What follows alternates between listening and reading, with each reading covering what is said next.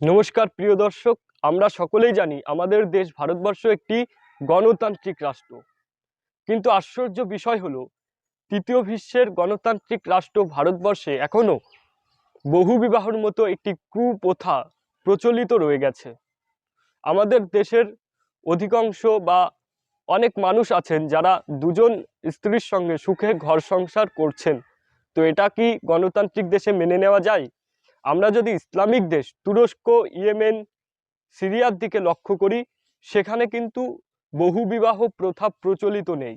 অর্থাৎ তুরস্কর আইন অনুসারে একজন পুরুষ দুজন নারীকে বিবাহ করতে পারবে না। কিন্তু আমাদের আধুনিক গণতান্ত্রিক রাষ্ট্র ভারতবর্ষে এটা সম্ভব। তো আমরা কি আদৌ গণতান্ত্রিক রাষ্ট্রে বসবাস করছি, নাকি আমরা একটা কুসংস্কার আচ্ছন্ন রাষ্ট্রে বসবাস করছি? এরপরে যদি আমরা লক্ষ্য করি, আমাদের দেশে শিক্ষাক্ষেত্রে দুর্নীতি, চিকিৎসা ক্ষেত্রে দুর্নীতি। শুধুমাত্র রাস্তা উন্নত করলে একটা গণতান্ত্রিক রাষ্ট্র প্রতিষ্ঠিত হয়ে যায় না। গণতান্ত্রিক রাষ্ট্র তাকেই বলে যখন রাষ্ট্রের মানুষ অসহায় হয়ে পড়ে, কিন্তু রাষ্ট্র তার অসহায়কে সাহায্য করে। অর্থাৎ রাষ্ট্র একটা মানুষ অসহায় হয়ে পড়লে তাকে বিভিন্নভাবে রাষ্ট্র সাহায্য করে। এটাকেই আধুনিক গণতন্ত্র বলে। তো ভারত কি আদৌ আধুনিক গণতান্ত্রিক রাষ্ট্র?